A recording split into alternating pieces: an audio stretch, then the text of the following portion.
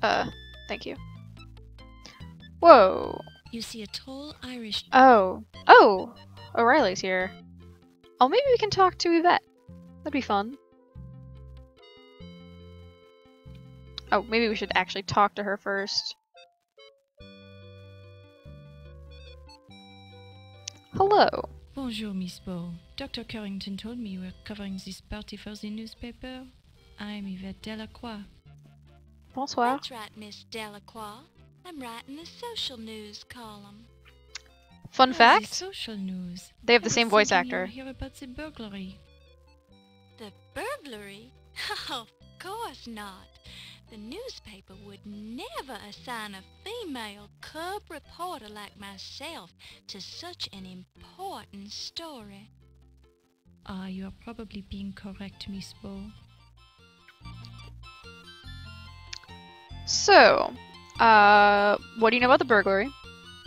It is terrible to think someone could break into this museum and steal something so valuable. Monsieur Heimlich, he is all broken up about it, although he doesn't show it. How did Dr. Carrington react to the burglary?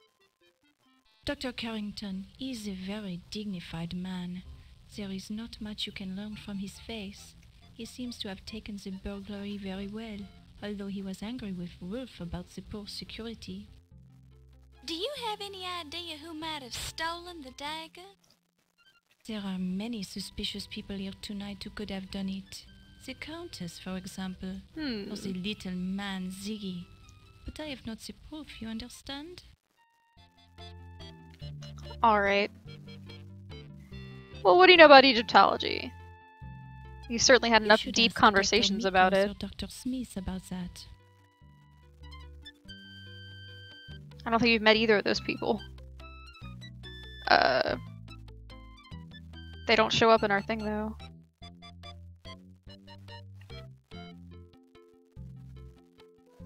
Ah, Monsieur Pippin, he is such a great man. And quite attractive, no? Yeah.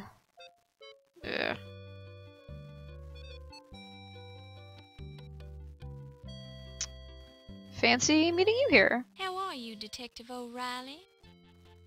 Just fine, lassie. You're looking lovely this evening. Oh, wait! He could totally blow our cover. Shit. I don't have time for idle chat, lass.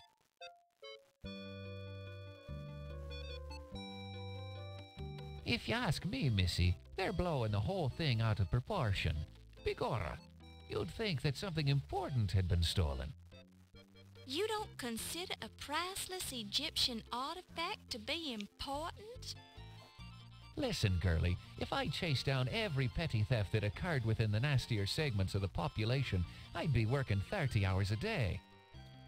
I would hardly call the Lion-Decker Museum a nasty segment of the population, Mr. O'Reilly. And if you're referring to our Egyptian visitors, shame on you. And don't call me girly. Damn straight, Laura. By me father's whiskers, you're a fiery one, Miss Laura. All right, I won't call you girly, little lassie. Alright, what are you doing here? It's all right if you like that sort of thing. I think it's a waste of time myself. I'd rather be down at the pub knocking one back with me buddies. Why are you here? Well, what do you think of our Miss Delacroix here? Now there's a lovely girl. A real lady, don't you know? Alright, not getting much out of him. Brian, I'm having the hardest of times keeping my hands off you. Not here, Yvette. There's too many people. They are not important. You are the most powerful man here, my Ryan. What about that Carrington guy? He's president of this museum. Maybe we should ask her about him. The doctor, he is old and weak. You are the young one and strong. And what would you be wanting, Miss Bow? Oh, well, I thought I heard you call my name. You must have been hearing things. I didn't even mention your name. Oh, sorry. I've got to be going now. Excuse me. I'm guessing that's a like, not figment, but a product of like not having the conversation in front of you, just having your own line. The obvious like The obvious thing to emphasize there would be, I didn't even mention your name, but... And what were you Whoops. doing when that fancy dagger was being stolen then? Oh, Let me see. I was sleeping in my hotel room. You don't sound too sure about that. that is actually a pretty bad I haven't alibi. been sleeping too well since I arrived in this country. I'm tired, so I'm not thinking too well. You're not sleeping well. Would you be having a guilty conscience then? I do not understand your meaning, Mr. O'Reilly. Perhaps it is the English. It is such a curious language, not as clear as the Egyptian. Well, you say the dagger is what brought you to this country. If I were in your position, I'd be tempted to steal it. He was kind of threatening as such. Steal what has already been stolen?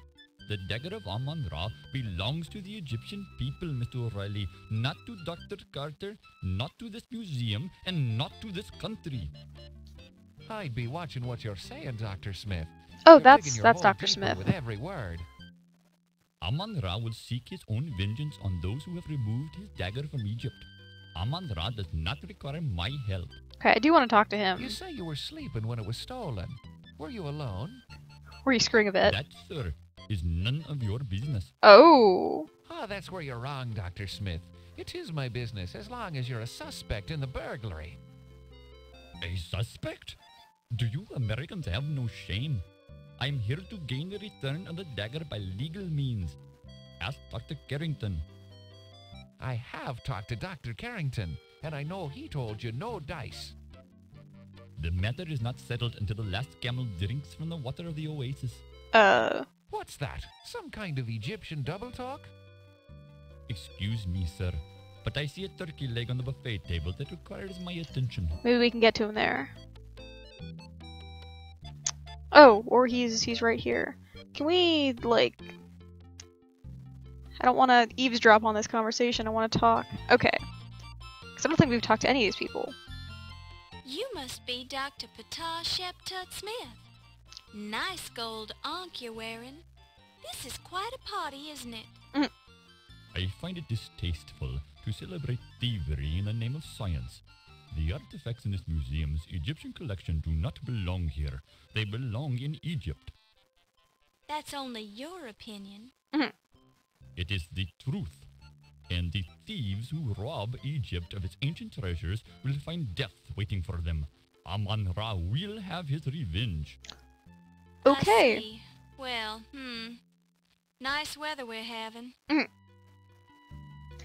Alright, so let's talk to you. So first, let's talk about Egyptology. I'm sure you have a lot to say. Since you're an expert on the subject, what can you tell me about Egyptology? The study of ancient Egyptian history is of the greatest significance. Many of our modern religious customs originated in the ancient world. The time of the great pharaohs and of the great Egyptian gods was the peak of human civilization. Really? Our modern society is a mere shadow of its former glory when compared to the pinnacle of human development reached by the ancient Egyptians. They knew the truth, and the truth was Amun-Ra. He led Egypt to world domination. Aren't you exaggerating just a teensy bit? Just I a do not bit. expect you to understand. You are not an Egyptian, and you are a woman. Whoa! What's that supposed to mean? I grow tired of this topic. Speak of something else if you wish to continue our conversation.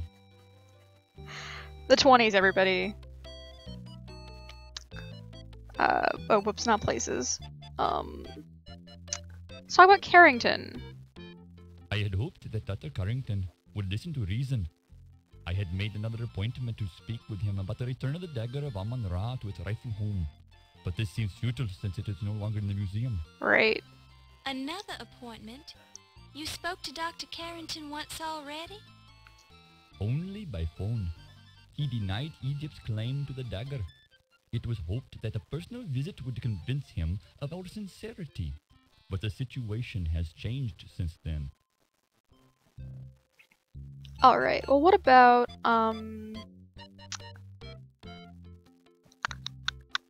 Carter? You dare to mention his name to me?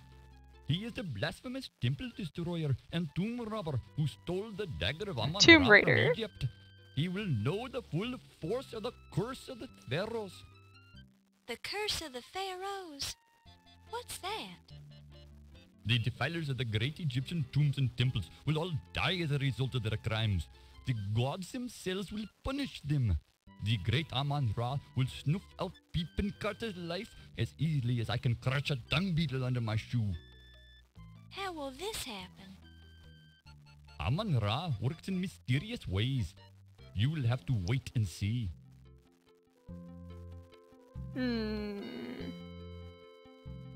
That's awfully suspicious.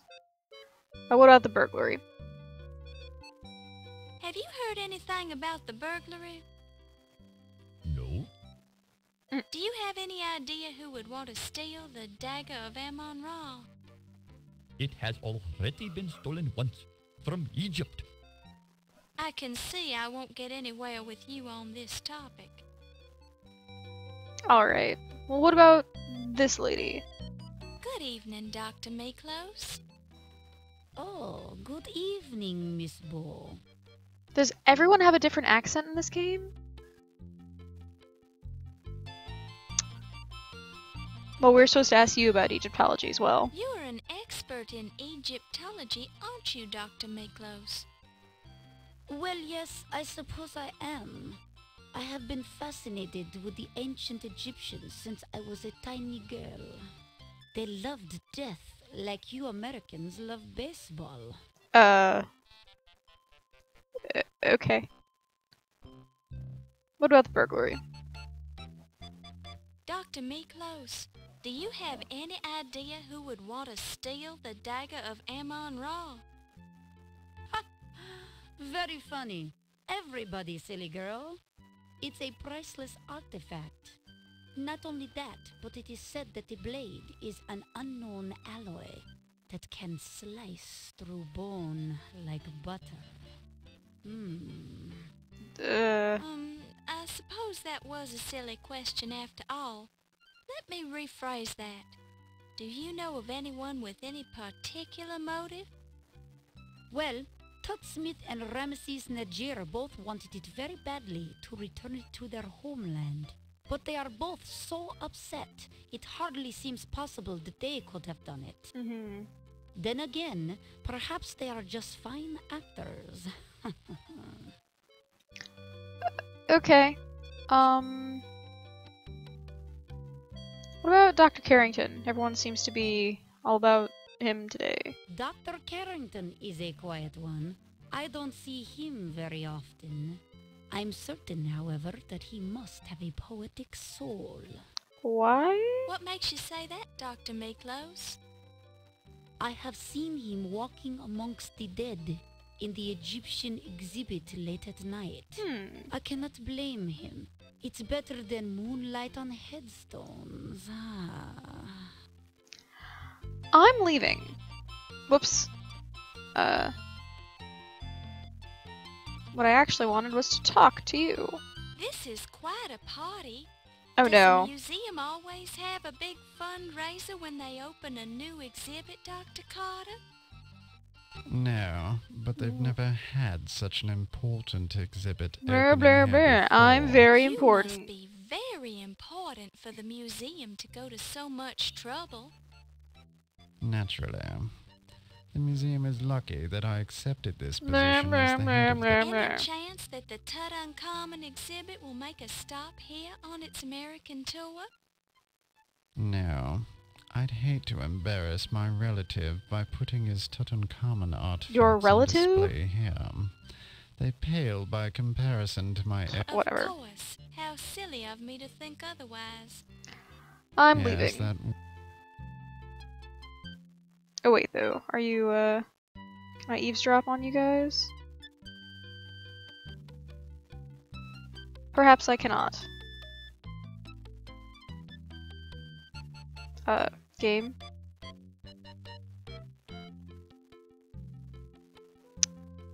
So that's, Najir and the Countess. Wonder what they have to talk about. If you want to know my theory about it, I think it was stolen by an Egyptian. No offense to your people, Mr. Najir, but I think there is a secret sect of Egyptian sun worshippers who have sent an envoy here to steal the dagger. A secret sect of Countess, Egyptian I sun hardly worshippers. think that's likely. Secret sects like you're describing haven't existed in secret hundreds of sects. years. Oh, really? And what makes you such an authority on secret sects, Mr. Nagier? I guess they had to point that out too. I'm only expressing my opinion, madam. I'm certainly not an expert on the subject. Quite so. I think my theory is as good as anyone's, darling, and I heard it from a reliable source. Oh? Who was that? Never mind. Let's just say my source has never been wrong before. She heard it from the flapper. There's always a first time for everything, Countess. I still find your theory far-fetched. Since you seem to be listening, Miss Bow, what do you think of my theory? What? Oh, I definitely think it's worth considering, Countess. God damn it, Laura. There, you see, Mr. Nagier, the press takes me seriously. Don't do that. That's rude. Of course, it is kind of far-fetched. Well, I never. Excuse me.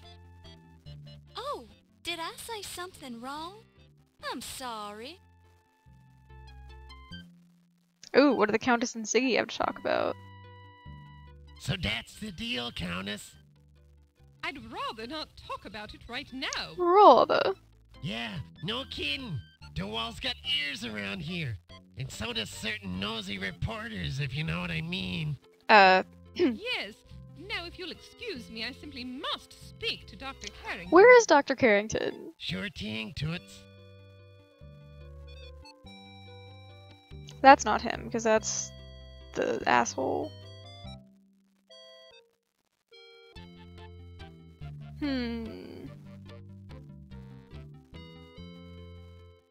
Well, ain't you the hoity-toity dame these days? I almost didn't recognize you with your clothes on. What an awful line. Excusez-moi, am I knowing you, sir? Ziggy's my moniker. You gonna pretend you doesn't know me? You are making the joke with me, no? Perhaps you have confused me with someone else? I ain't joking. You're Yvette Delacroix.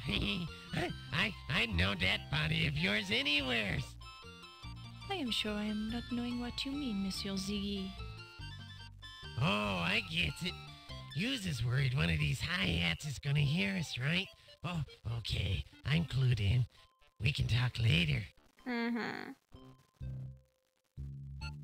Is this Carrington? He looks larger than God damn it. Are you enjoying the culinary delights this evening, Miss Delacroix? This food, it is adequate. I do not eat so much. This way I maintain my figure, no? Ah, yes. And a lovely figure it is, Miss Delacroix. Merci, Dr. Carrington. You are so kind. I feel we've known each other long enough. Please call me Archibald. As you wish, Archibald. I am yours to command, as always. Miss Bow, is there something I can do for you? Yes! I want to talk no. to you. I was just admiring Miss Delacroix's dress. Merci, Miss Bow. And your gown, it is a bit out of date, but charming nonetheless. Thank you, I think.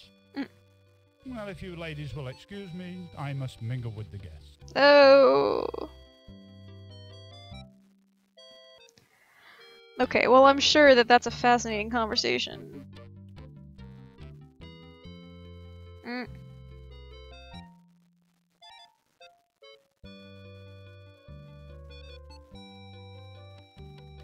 That also.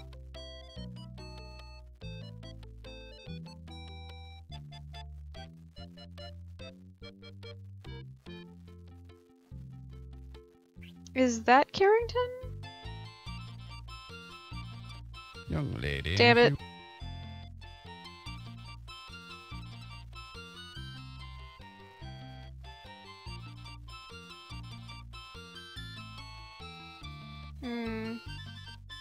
Is this a conversation? I don't think it is. Yeah. It's not like there are multiple conversations you can choose from. There's only one you can eavesdrop on at a time. Well, well, look what the leprechaun's dragged in. Hey, now watch what yous calls me, O'Reilly. I don't know what that leprechaun thing is, but I don't like the sound of it. I'm sure you've been called worse things, smart guy.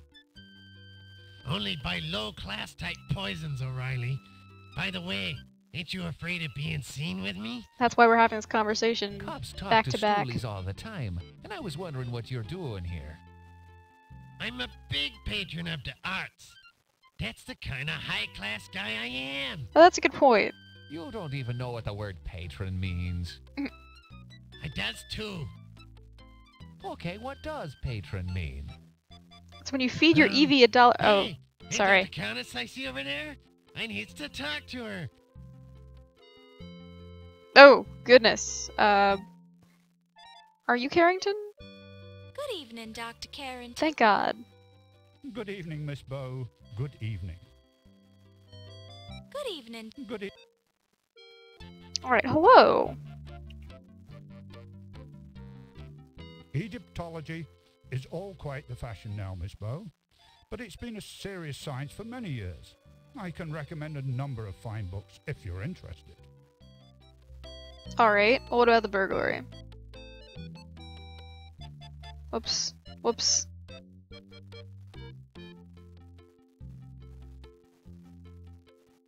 What do you make of the theft of the dagger, Dr. Carrington? It's simply beastly. What is the world coming to when crepuscular ruffians can Crepuscular. invade a museum like Visigoths? Do you have any idea who could have done such a thing? Not at all. But if I did, I'd be tempted to teach the brute a lesson.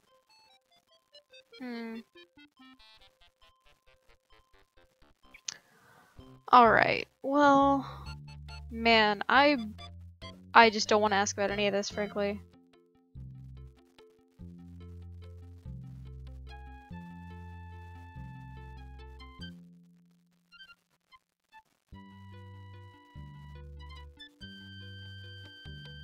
This seems promising.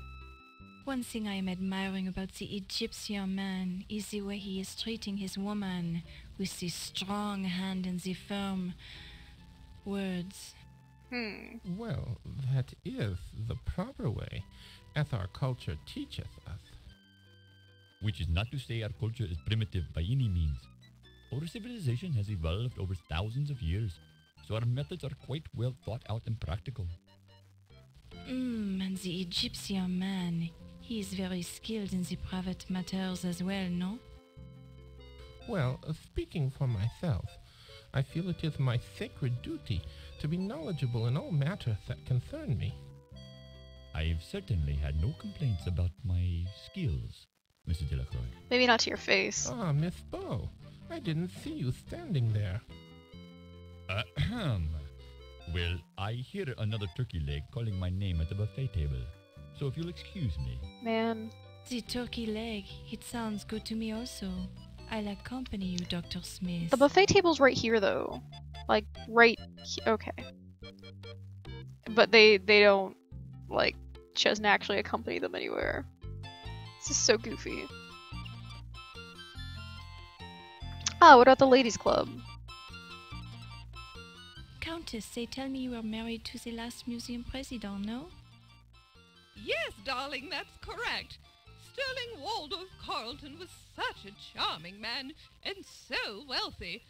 My heart is just an empty void without him.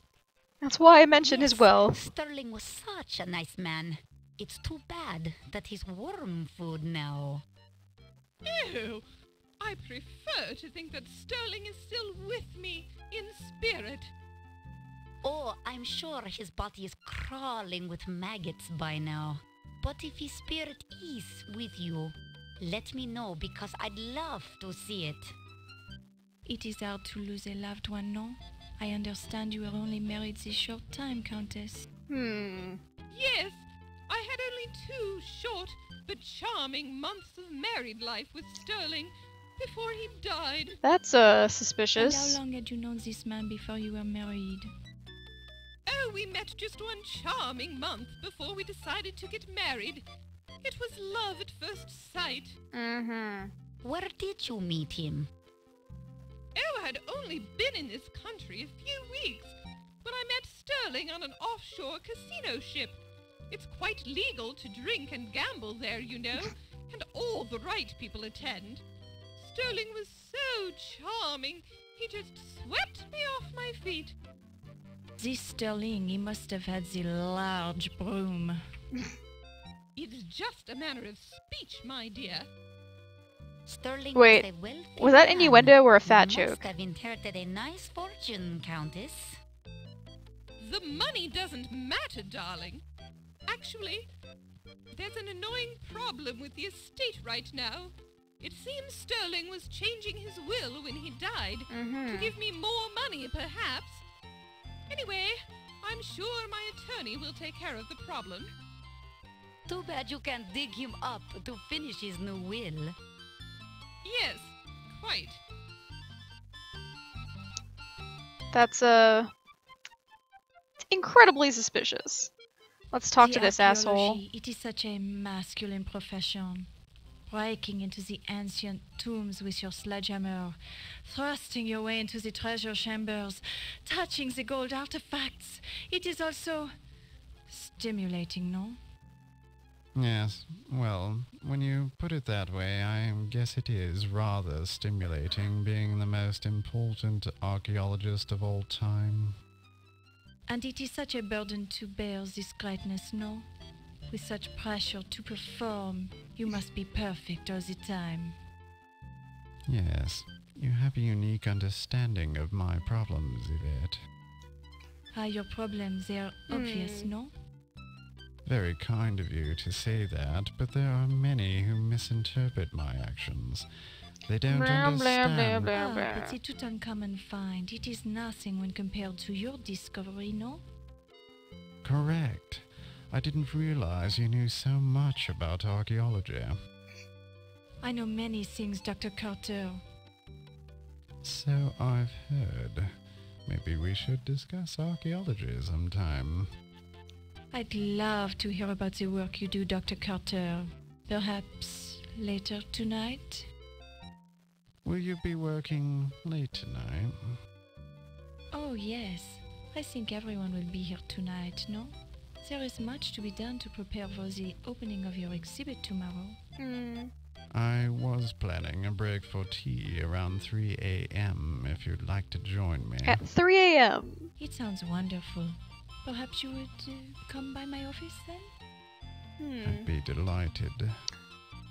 It is so gracious of you to take the time to speak with me.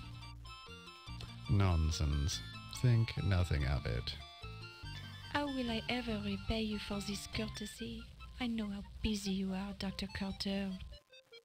I'm sure we'll think of something. And call me Pippin. So, actually a lot of this game is sort of taking note of meetings and trying to eavesdrop, more or less.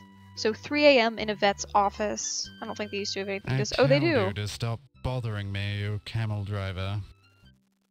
Dr. Carter, I will stop bothering you when the dagger is safely back in Cairo. I don't know if you've noticed, but the bloody dagger has been stolen from the bloody museum, you great twit. I see no reason to exchange epithets with you, Dr. Carter. I am aware of the burglary. I am also aware that no evidence was left behind, and the dagger case was not harmed. In fact, I think you removed the dagger from the exhibit. That is very suspicious. Me? Me? And what bloody reason would I have to steal my own bloody dagger from my own bloody exhibit? The dagger is not yours, Doctor. It belongs to the Egyptian people. As to why you stole it, I do not pretend to understand your twisted American thinking. Perhaps you wanted to keep the dagger for yourself, in your own private collection. Perhaps I should ask why you're shifting the blame onto me, you insignificant peasant. It would be very clever of you to steal the dagger, then stay about to start rumors about someone else stealing it. Only an archaeological thief would make such an accusation, Doctor. Now I'm sure that you stole it for yourself. I know you are, but what am I? I did not. Did too. Yes, you did. Did not. Did. Did not. Did. This is ridiculous. Gentlemen, please. Who asked you? Mind your own business, you nosy reporter. But Three I dashes. have more important things to do. Our discussion is far from over, Dr. Carter. That's what you think, you malodorous buffoon. Alright, so, from that we've at least gathered that it was probably an inside job. I don't think this is a conversation. Which is interesting.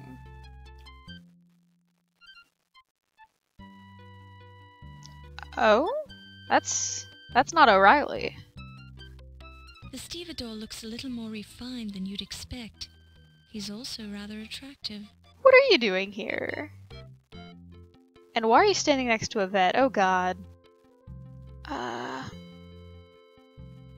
are you having a nice evening, Mr. Dorian? Well, it's much, much better with you nearby. Are you having a nice... Well, it's...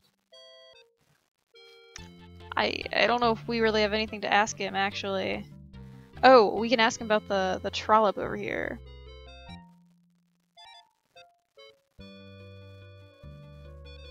She's a lovely girl, Miss Bo, but she makes me just a little nervous.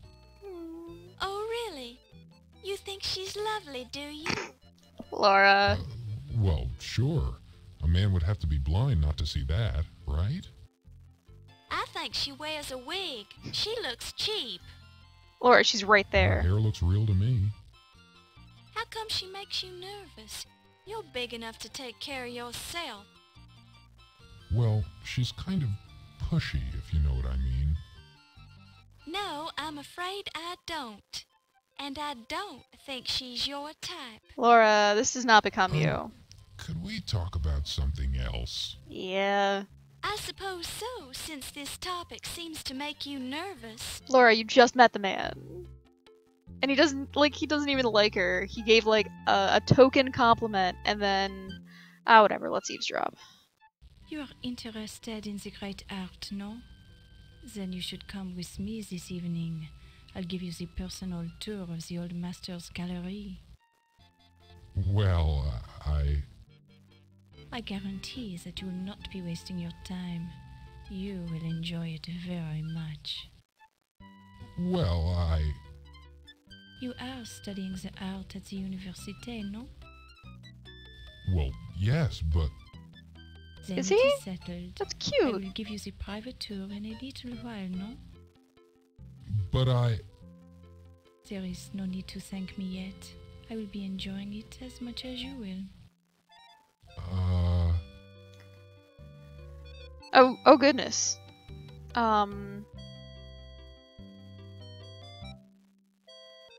Everyone's gone.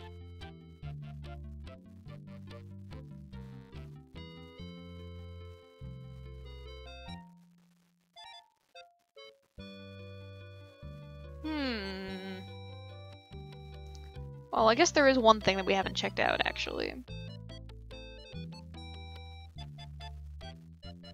That's this gift shop here. Gift shoppy. Yeah, I guess Yvette just really enjoys sex. I guess there's really nothing wrong with that.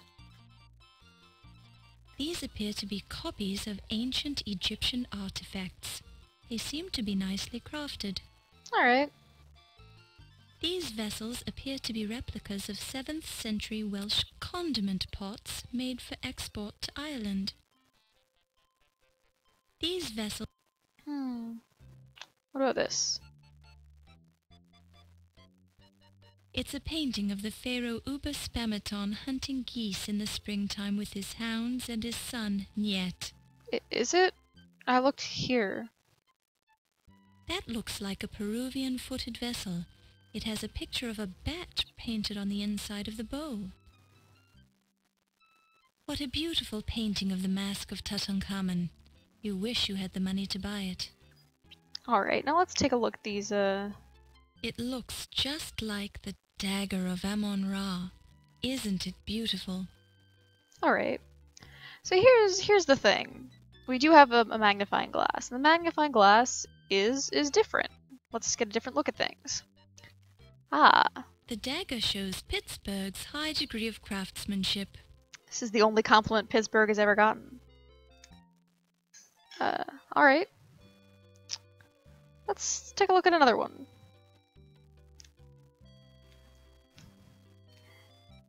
Alright. What about this one? What about this one? The dagger shows a high degree of craftsmanship. It looks just like the dagger of Amon-Ra. Isn't it beautiful? You can't touch the daggers on display in the locked case. This,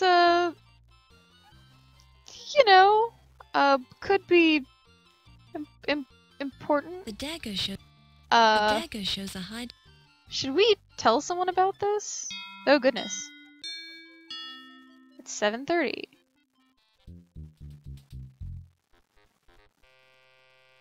Fräulein, this gift shop is closed. You should not be here.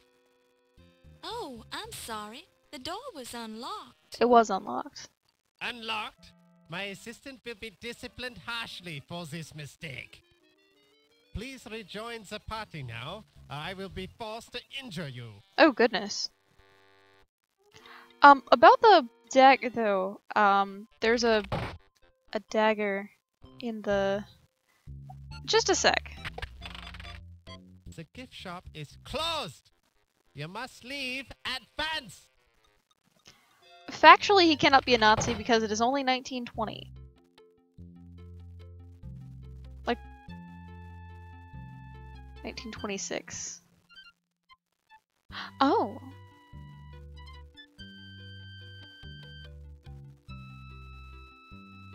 Miss Bow? Oh! Mr. Dorian? That's right. We met at the docks. Oh dear. Your shoes. They aren't exactly formal. Oh. Well, I can explain that. But not right now. This man has an abnormally deep voice. Well, what brings you here? You. Oh. Oh. Me? That was a little threatening, actually. You told me you'd be here tonight, and, well, I thought we should talk. Did I? Oh? About what? Could we step outside for a minute? The moonlight is very nice tonight. Well, all right. I think I'd enjoy that. But I mean, we needed both a dress and an invitation, so... What's he doing here?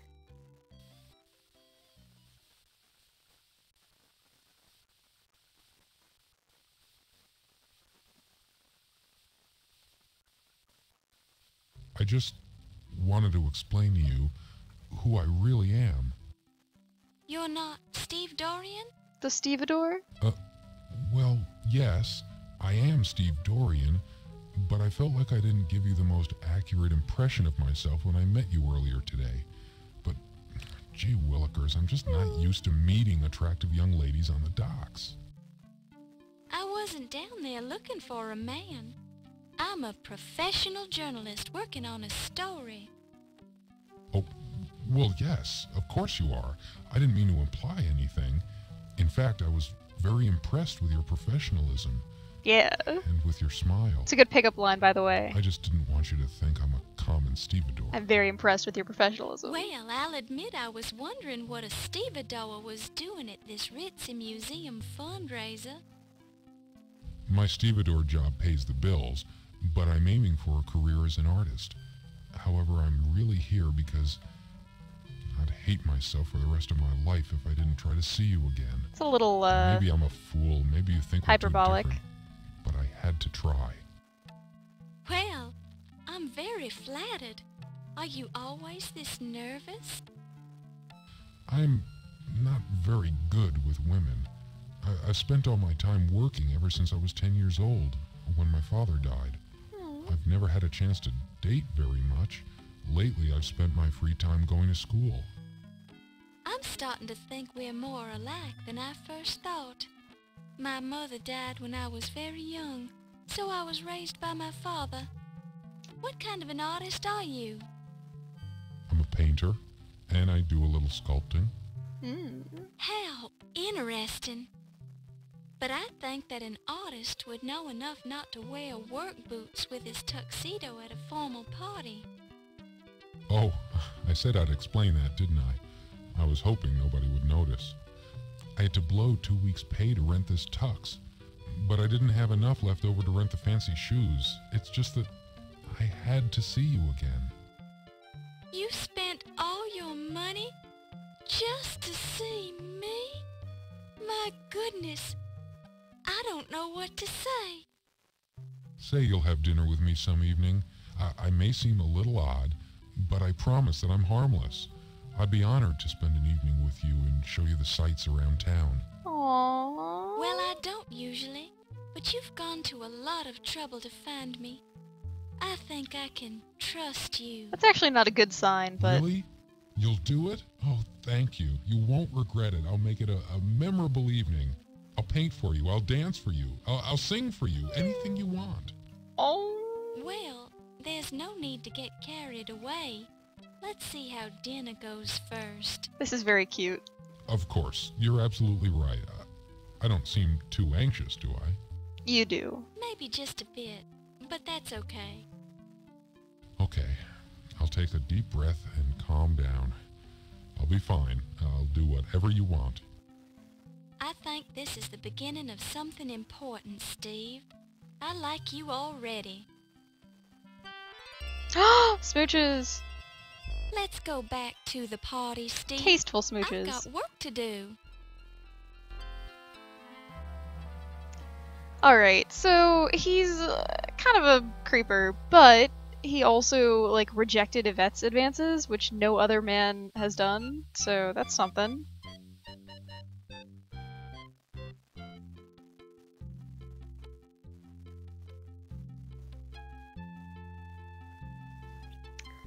Alright, so, where is everybody? Oh, goodness. It's the doorway to the gift shop. Shoppa. Steve, you didn't go in the gift shop, did you? You're not supposed to. The gift shop is closed. Okay. Alright.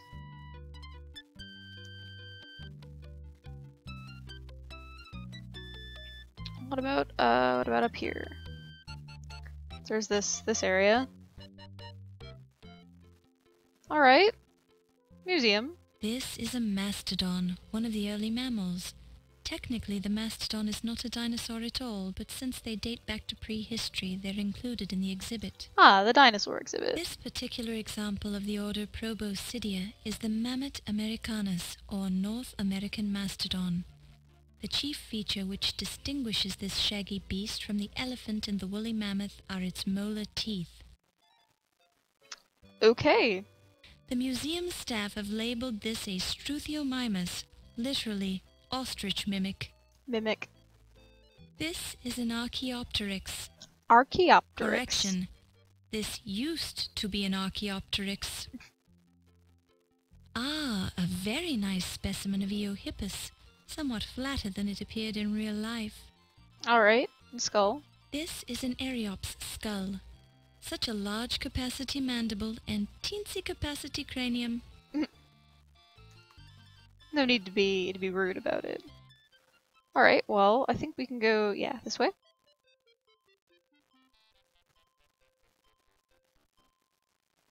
More dinosaurs. A fairly accurate model of Struthiomimus, or ostrich mimic. Alright. The male and female Triceratops look every inch the proud parents. Aw. It's a painting of a Spinosaur. The painting is accurate and workmanly, with little regard for nuance or emotion. Okay. Suspended overhead by thin wires, the pterodactyl frozen in mid-swoop presents a most horrific tableau. Horrific? Really? Ah, whatever. Ah. T-Rex. It's a Tyrannosaurus Rex. His name is Rex. Isn't that clever? What's The this? sign says, "Push button to hear Rex speak." Yeah, alright. I'm game. Button. Oh dear. Welcome to the Leyendecker Museum Dinosaur Display. My name is Rex. Is that and I'd Steve like Dorian? To tell you about myself. I'm a type of dinosaur known as Tyrannosaurus Rex, which means king of the tyrant lizards. Although I was not the largest type of dinosaur, I was the largest predator ever to walk the earth. It's impressive. Some of my friends were 40 feet long and weighed 8 tons, with teeth that were 6 inches long. Your modern elephants don't weigh more than 6 tons.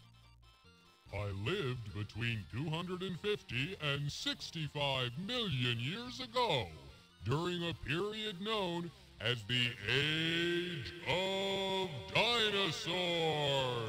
Nice reverb. Also called the Mesozoic era.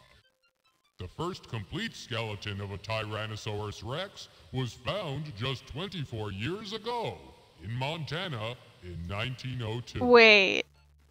That's Josh Although Mandel. There were many meat-eating dinosaurs. This is King I Graham. was considered the best killing machine who ever lived. Speaking of which, I'm feeling a bit hungry. Would you like to volunteer to be my next meal?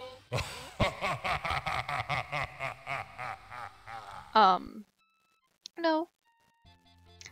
Which makes you wonder if Steve Dorian is also King Graham. But alright, we all learned a bit about A small Tyrannosaurus. sign identifies this dinosaur as an iguanodon, which means iguana tooth. However, from the Tyrannosaurus rex's point of view, this dinosaur could be identified as dinner. The dinosaur does not look happy. A sign on this dinosaur bone display says, "Please touch." Either these bones feel lonely, or the museum wants you to learn more about the bones by coming into close personal contact with them. That was a vet's idea, I bet. Oh. The thigh bone from a young Tyrannosaurus rex who no longer has any need for it. Alright, I'll touch. You pick it up and place it in your purse. Hey, you know, that's fine. Alright. Well, now we have a bone. That's surely useful for something.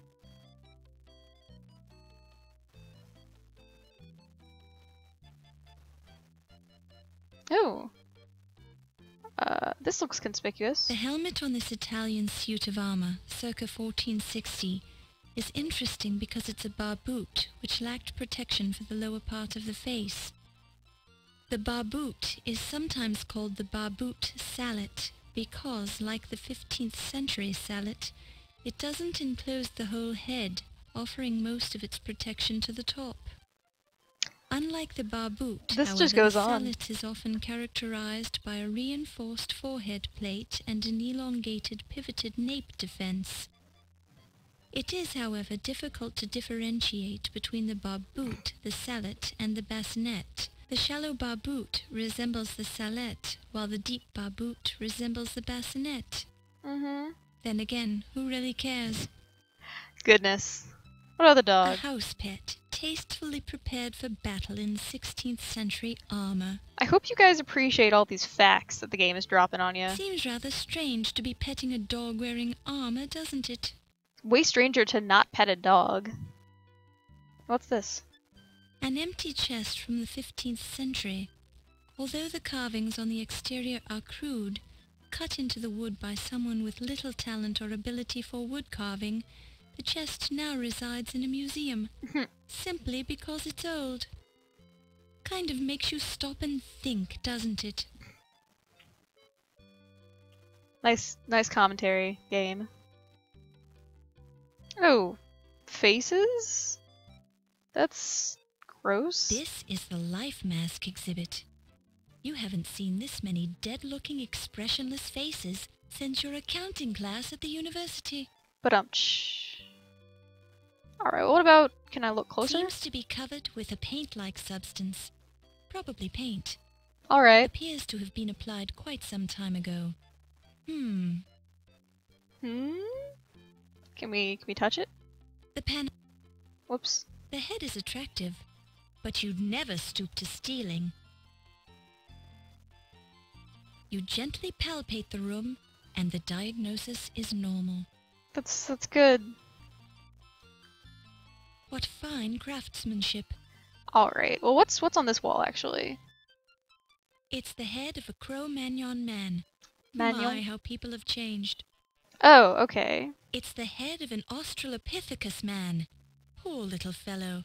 The plaque says there were animal tooth marks in his skull. Aww.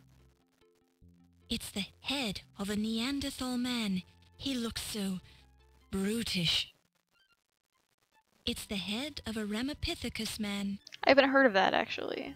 The head is from Mongolia. You've heard that the Mongols would have taken over the world if their ponies' legs hadn't been so short. I don't think that's how you spell ponies. And then... This is the head of a Smeltdown man. You've heard rumors that Smeltdown man just may be a hoax. That's gotta be a developer joke, if I've ever seen one.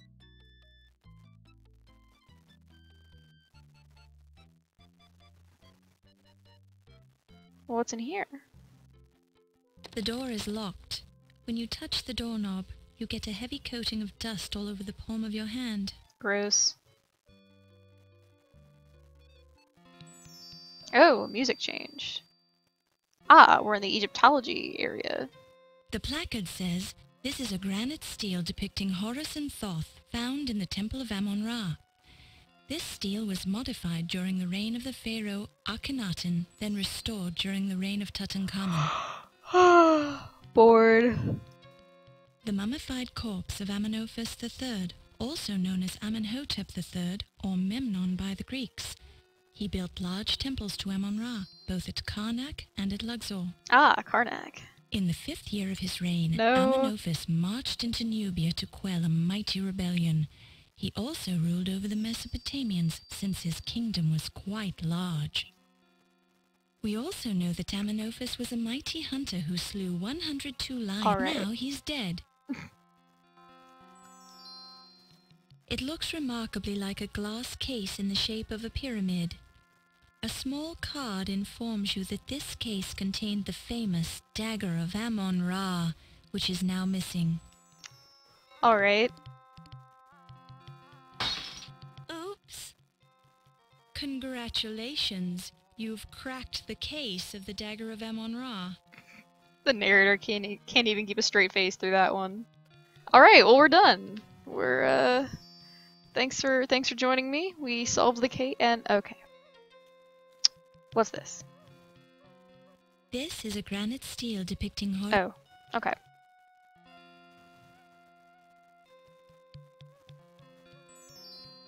What? That looks important, but 1 second.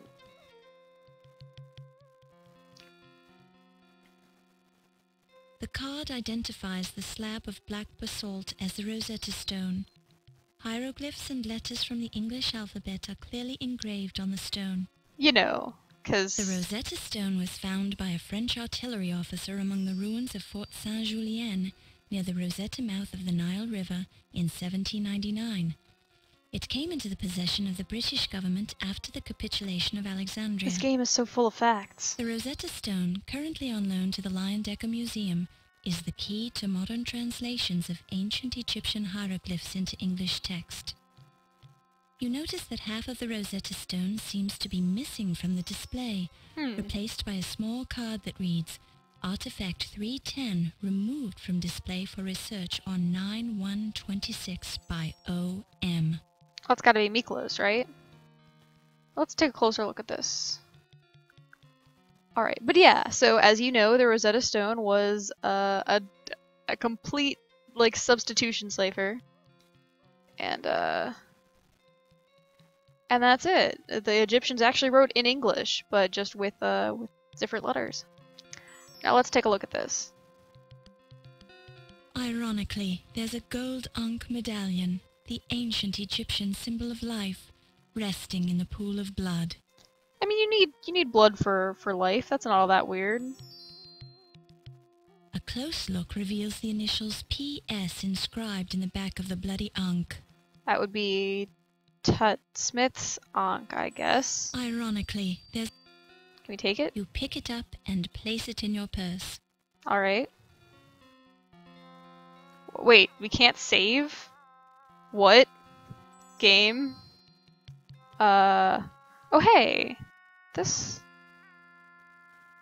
Apparently the shoe's owner stepped in some of the blood. It apparently belongs to a dainty foot. That's a high heel. There's a narrow red footprint from a woman's high-heeled shoe on the floor. That's suspicious. You're in the ancient... So what, could be in here?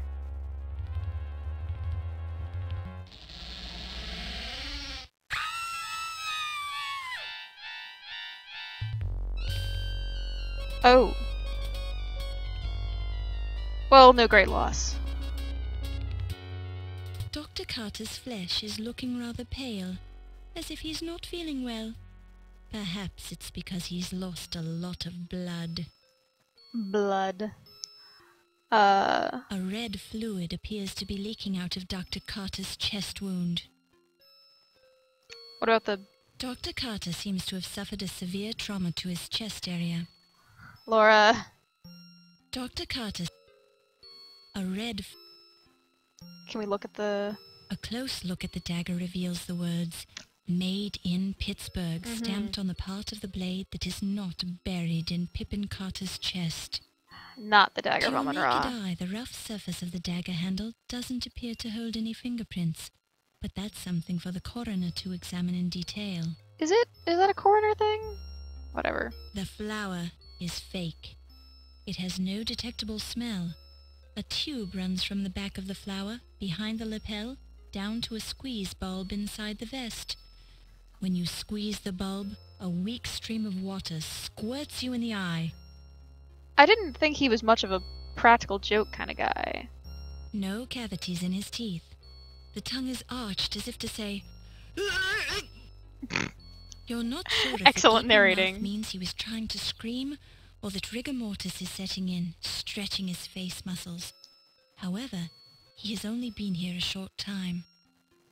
Pippin isn't breathing, but you detect the smell of garlic on his breath. It isn't a pleasant smell. There are no signs of scratches or bruises on his flesh. This could mean that the murderer, assuming this wasn't a suicide, knew Dr. Carter well enough to get close and stab him without arousing any suspicion.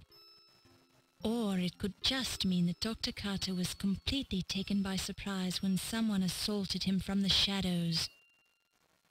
What about his ear? A close look reveals that Pippin kept his ears very clean. Alright. The red fluid appears to be blood. This might explain Dr. Carter's pale appearance. The narrator really likes saying blood very dramatically. Studying the location of the dagger wound and its proximity to the vest, it's safe to conclude that the blood on the vest is coming out of the wound on Pippin's chest. From the smell of the damp stain, it appears that Dr. Carter was quite surprised by the stabbing. Alright, The vest has a smooth, silky feel to it. Nice material. When you reach into Pippin's tuxedo jacket, you find a notepad in his inner pocket. Ooh. Unreadable words are imprinted on the paper. Ah, well we've got a pencil, so... Except we don't have a pencil in our inventory. You pick it up and place it in your purse. Garbage. You don't want to touch this dagger. It's evidence, and you don't know where it's been. Don't touch it. You don't know where it's been. Boop. It feels fake. A bit of water trickles out from the center of the flower. You lightly touch the blood with your finger. It's wet. It's wet. That would be highly improper, Laura. Alright, alright. I'm not sure if there's anything more we can look at. By removing the notepad from Pippin's pocket, you have improved the appearance of his tuxedo jacket. If he was still alive, he'd certainly thank you. By removing the note... Pippin's shirt is immaculate, except for a few streaks of blood. His tie is partially undone, which is something that never would have happened if Dr. Carter had been alive to notice it. I think we've basically examined everything here. Questions?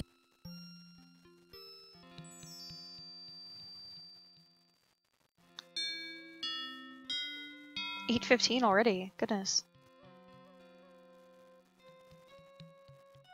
You scream like a banshee, lass. Did you kill the man then? No, I just walked in here and found him. I suppose that would explain your screaming then. Did you see the murderer? No. All right, I'll talk to you later after you've had a chance to calm down. Just don't try to leave the building.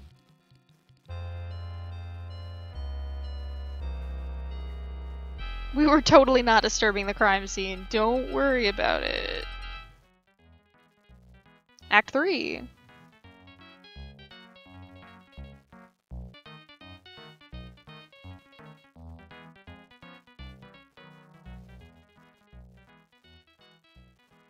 Excellent work. Your father would be proud of you. That's pretty good. I was afraid we would get some marks off for not fully Having interrogating the already interrogated suspects. the guests, Detective O'Reilly is now discussing the murder with the staff members as they leave the party. It would be best if you don't interfere.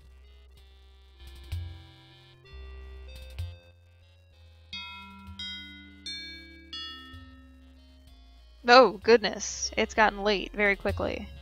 10 p.m. I guess he's not going to be making that 3 a.m. date at a vet's office.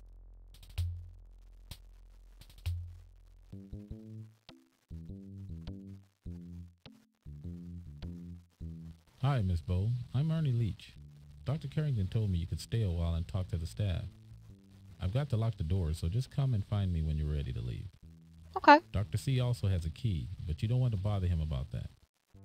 Thank you, Mr. Leach. Just be careful where you go. Wolf will get upset if he finds you downstairs. See you later.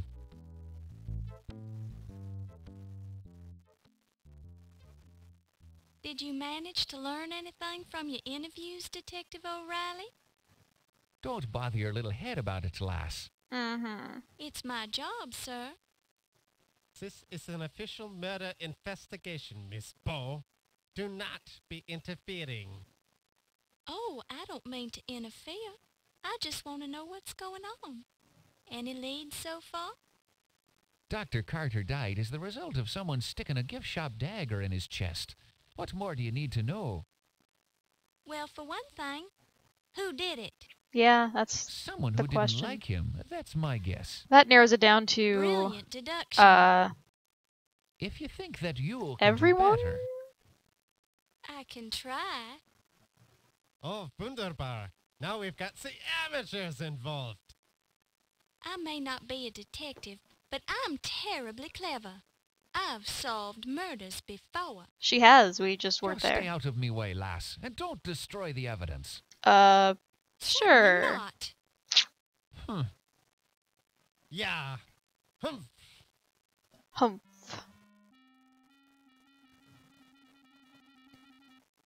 It's the door. Well, can we get back into the gift shop? This door is locked. Dang.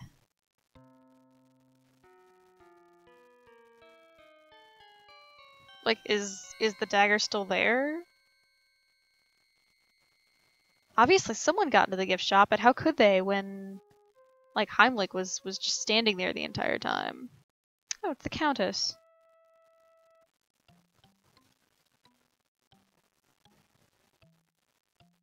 Oh, we didn't go this way. There's art.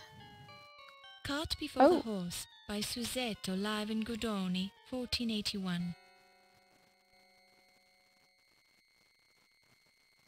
One of the skeletons in the Bosch painting appears to be holding an object that glints in the light.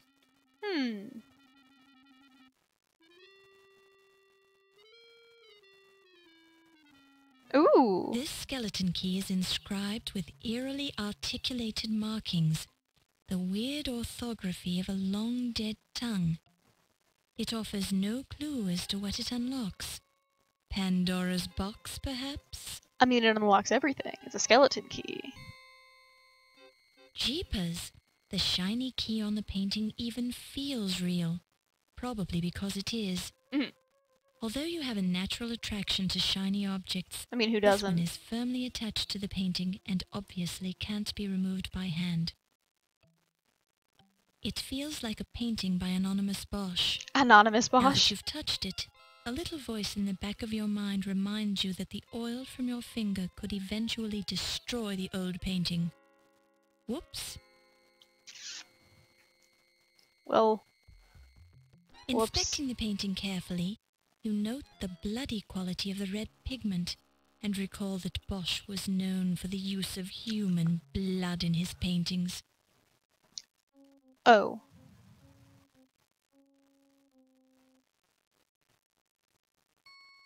When you touch the painting, you smear a bit of the paint as if it's still damp. What? When you touch...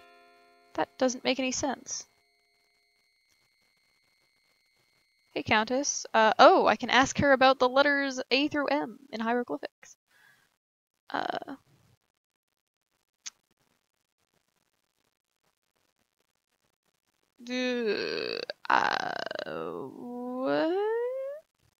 He was a rather good-looking fellow, don't you think? Of course, I was at the party when he died, surrounded by witnesses, but I've already told Mr. O'Reilly about all that. Okay.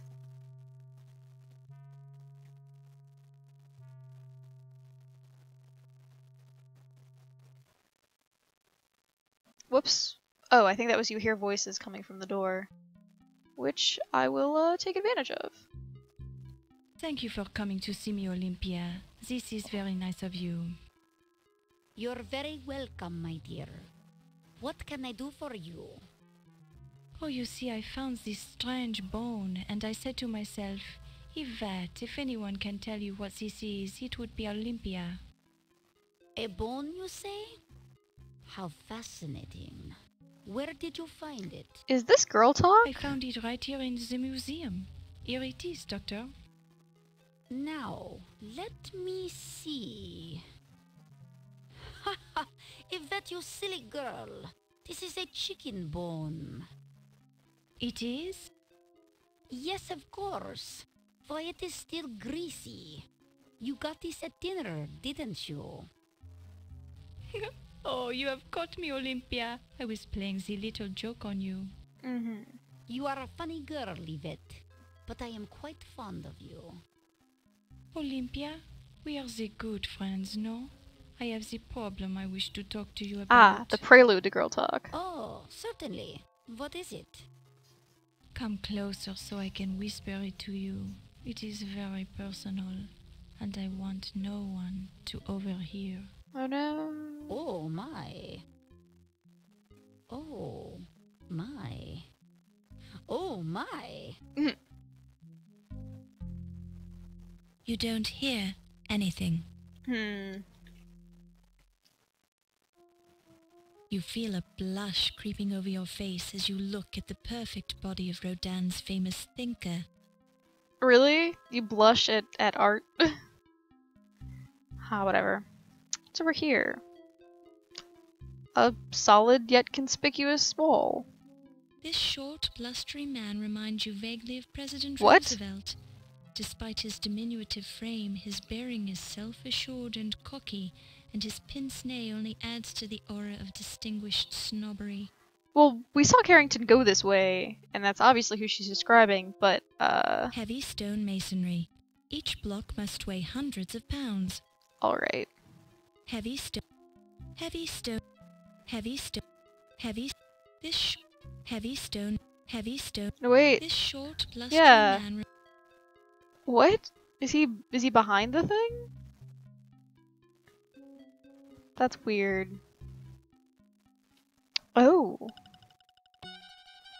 This is an interesting place. The giant lizards are displaying some rather uncivilized behavior. Eating is uncivilized now? It's a rat, ready to pounce.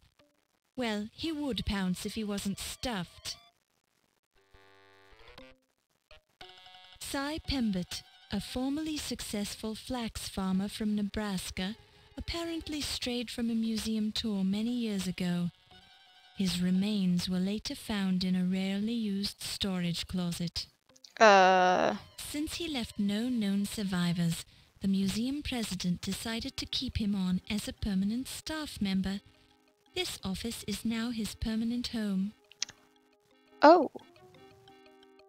Assorted skeletal limbs hang gracefully from the ceiling. I mean, what other way is there to be a skeleton? The cages are empty now. You can only guess at what they once held. The cloth seems to be covering something up. Oh, well, the owl is an M.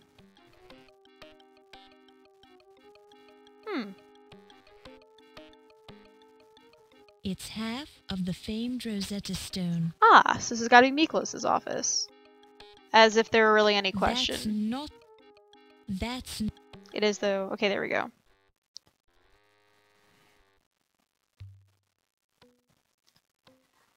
Well, now we have the second half.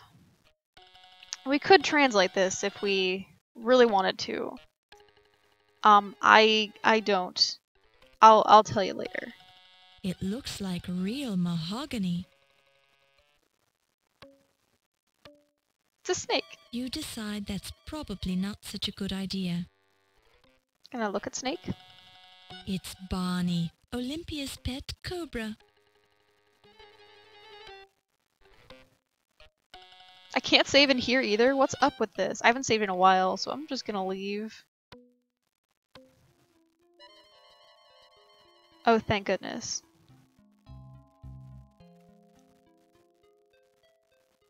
I want to pet the cobra. Don't touch it. You don't know where it's been. Pet the cobra. Not a good idea. Alright, well, what about this skull over here? The skull is amazingly well preserved. Skulls. The snake oil certainly smells bad. Actual snake oil? What the bottle is actual snake Dr. oil? Moribund's guaranteed snake oil. That's not what it says. Oh.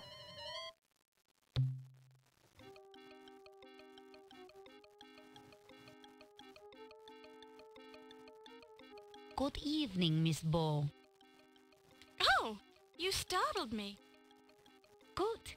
It gets the blood flowing, doesn't it? Well, I suppose so.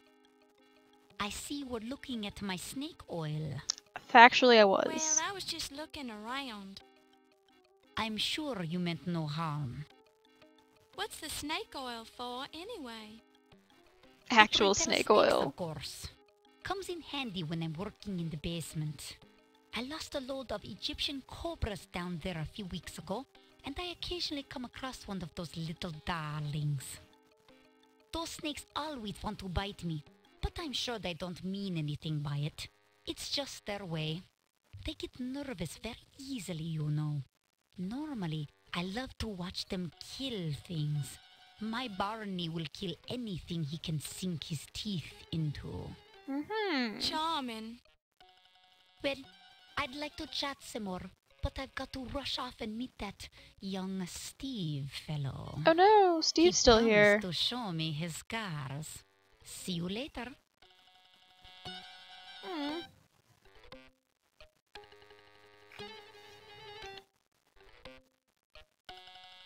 No snake oil for us, I guess. But it repels snakes. That's good to know.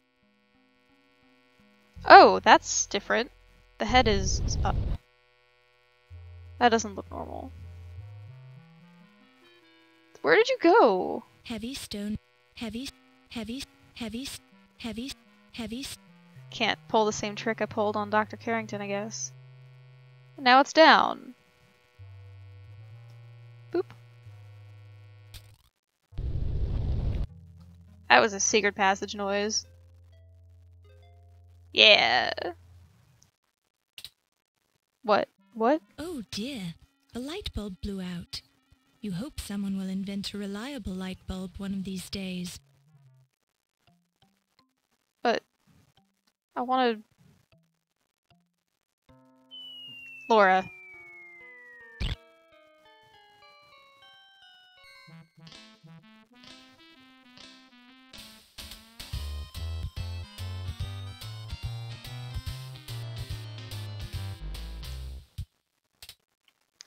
Alright. Oh dear.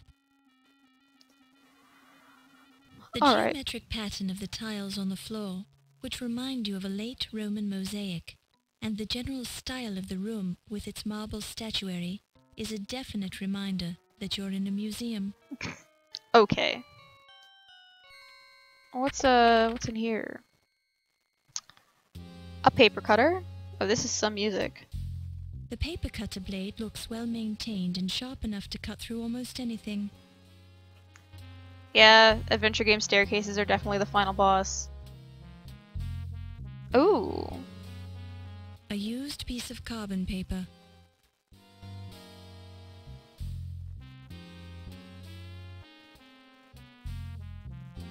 Okay. You pick it up and place it in your purse. Well, what does it say? It's used carbon paper. Boy. There are words typed on the carbon paper, but you can't read them this way. How can you read them? Holding up to the light, maybe? Backlit, you can read the words typed into the carbon paper. Ernie, Big Al called to see if you could do some fencing for him next week. He says he'll make it worth your while to do a fast fencing job. Oh. Well, that's interesting. Didn't know Ernie was into... Oh, a light bulb. The light bulb is on. You find it very illuminating. Uh-huh. Ouch! The light bulb is too hot to remove. Okay, well let's turn the thing off. Boop. Nice animation. Nice typewriter. You don't need to type anything. The wood file drawer is locked. Yvette is the only person who can open it. Alright, well let's... Now let's grab the thing. Although the light bulb is starting to cool, it's still too hot to handle. Alright, well, I guess we'll check out what's in this room.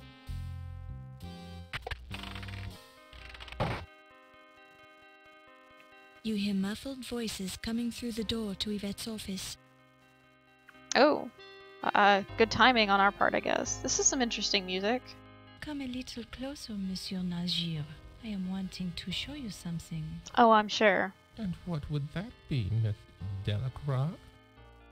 Look at the palm of my hand. It is a lovely palm, to be sure.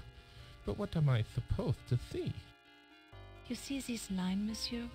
It is my love line. My goodness, Miss Delacroix.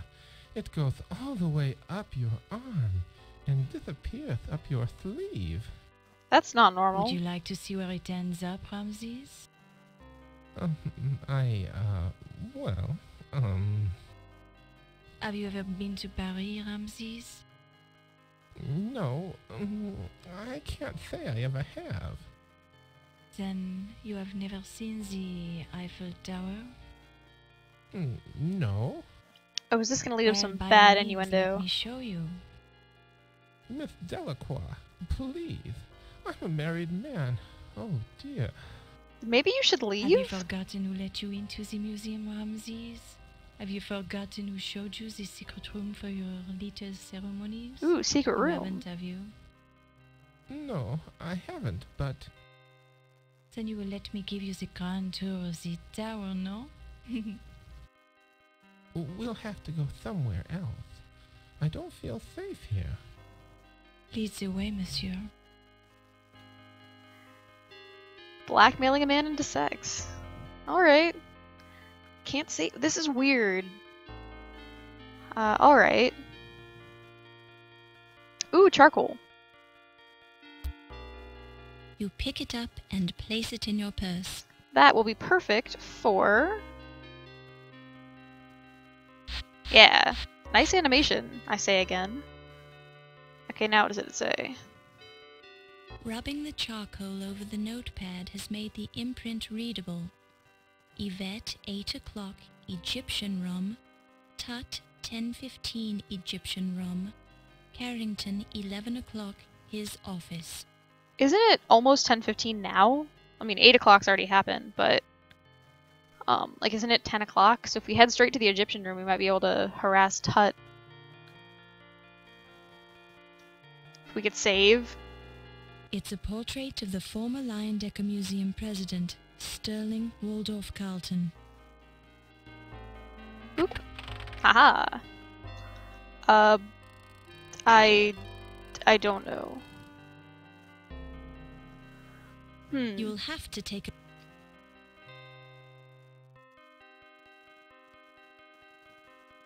The note is written in a man's handwriting. The note is written Okay, can I look at it?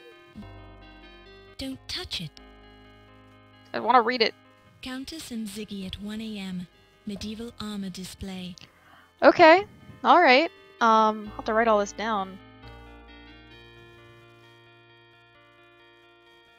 It's the latest thing in office telecommunications technology. An intercom master unit. Alright. The intercom crackles and you overhear a conversation. Oh goodness. Oh, I so love your scars, Wolfie. Show them to me again. Oh, I bet darling. they make a good couple. They are yours to admire, my strudel. Hoopa! Very, very nice. Yeah, and I have this new bone for your collection. Ah, such a large bone, too. Ah. Where did you find it? Lewd. I've been carrying this bone around for years. It is yours now, my Fräulein. You may do with it what you will. I'm impressed by your generosity, Wolfie. Goodness. The intercom crackles and you overhear a conversation. Man, we could just stay here and solve the Oh, case. my lover, how do you manage to do it so many times? Sure, and a man's got to do what a man's got to do. Wasn't she just seducing And the you Najir? do it so well. Try and keep your voice down, lass. Someone might hear us. Oh, I do not care, my amour. Life, she is something we only enjoy once. Sure, and begorra, I do this at least 50 times a day to stay in shape. What? 50 times, ooh la la. And what do you call this movement? Sit-ups, lass. I also do 50 push-ups each day. Then I run a few miles. Oh. Okay. The intercom crackles and you overhear a conversation. Goodness. I'm telling you, pal, you're not supposed to be down here. Nothing poison, old Mac, but Archie said I could scope the place out. Ah, Carrington. Well, he didn't say anything to me about it. Neither did Mr. Hamlick. And he's the chief of security. It's okay, Mac. Don't get your britches in an uproar. Trust me. I'd only trust you about as far as I can throw you. Hey now, there ain't no need for fiscal violence, Mac. Ah, fiscal violence. I'll give you 10 seconds. If you aren't out of my sight by then, I'm gonna hurt you real bad. It's when you forge someone's tax You're returns. touchy, ain't ya? But I was done down here anyways. See you around, Mac. Not if I can help it. When you press the button, all you hear is static. Oh, this time. You touch the intercom. When you press... You touch the... When you press... Alright, so I guess that's all we can get out of this. That's not the... Numerous hefty tomes on the topic of medieval armor. Don't touch it. Yeah, I think there's something on the shelf we could get. Crime and Punishment. Police You file. pick it up and place it in your purse. You think Ziggy is also Josh Mandel? Maybe. You read a police report on the criminal career of one Watney Little, conman extraordinaire. The file contains an amazing list of offences, mostly fraud, conspiracy to commit fraud, and various degrees of larceny. Yeah, fraud. Glancing at the top of the page, you noticed that the investigations were conducted by Scotland Yard. You also noticed that the last entry describes Little's recent escape from Dartmoor prison. Oh dear. Clipped to the outside of the folder is a small handwritten note that reads simply, "Remember our deal." Apparently this file was provided in exchange for somebody's silence or service. Who would want Watney's file, though? I mean, I guess he would. That's interesting. Oh, Leech sounds like Josh Mandel. Alright. I'll buy it. A handsome desk clock. Can we take it?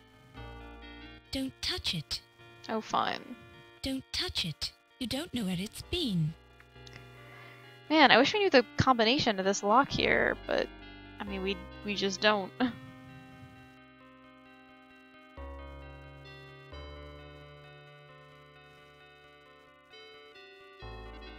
Phone It's list. me.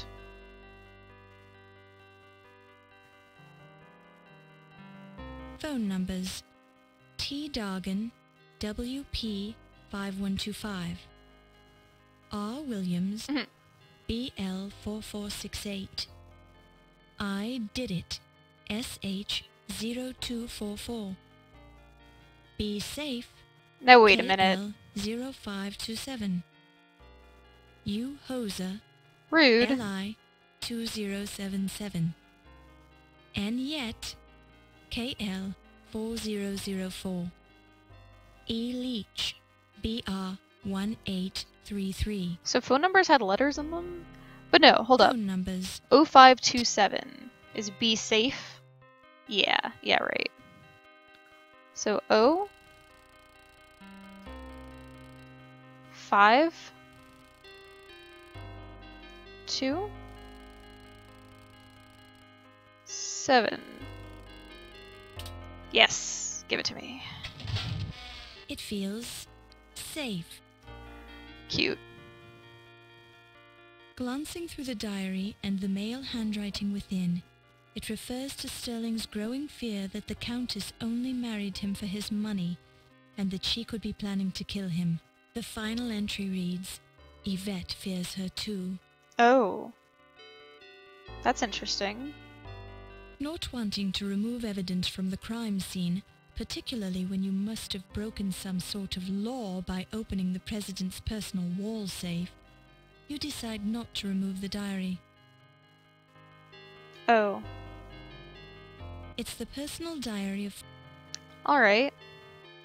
Glancing through the And I think that gets added to our journal here under miscellaneous. After all these, yeah, the diary. So we can ask people about it.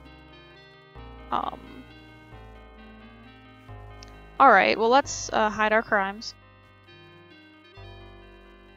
Or not, that's fine too. Now at least we can get the light bulb. No, that's not what I... God damn it. Is it still gonna be cool?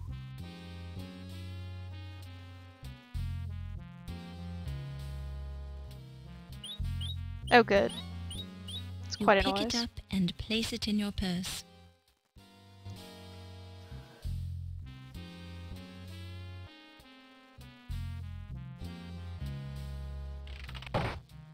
But alright. So yeah, I think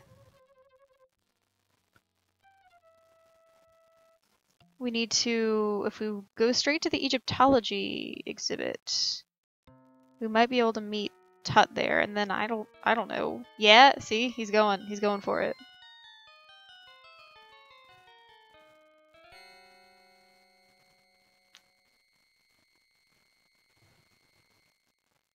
Nope. Zoop. And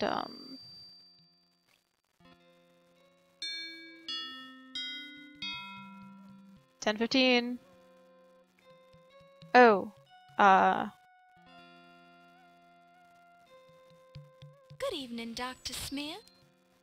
Miss Bow, I did not expect to see you here. Ah, but I knew you were coming. You did? How? Sneaky. How is not important. The question is, why are you here? I had an appointment with Dr. Carter. You know he's dead, right? You must be aware that he's dead. Dead? Why, I had no idea. That's Died right here in this room, as a matter of fact. I'm surprised you hadn't heard. especially considering we were all interviewed about it. I don't know what to say. Uh-huh. I bet you don't. Where were you at 8 p.m. when he died? At the party, of course. You saw me there.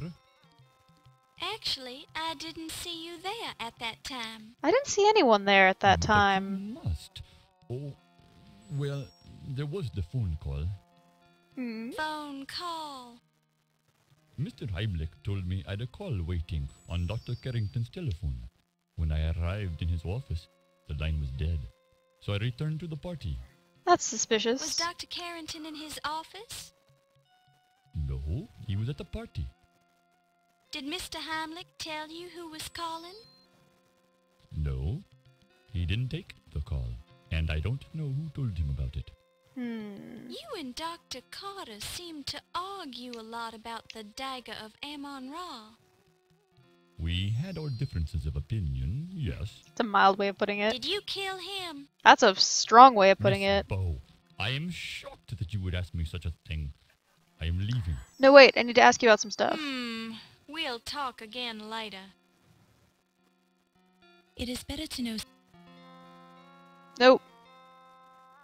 I want to talk about your Ankh. What happened to the pretty gold ankh you were wearing at the party? I have no idea. I seem to have lost it. Alright. Well, I think that's about it for today. But I hope I've piqued your interest. There will be many more murders to come. And hey, next time we'll replace the light bulb and then we can go check out the basement. Well, thank you for joining me, and I hope you liked it.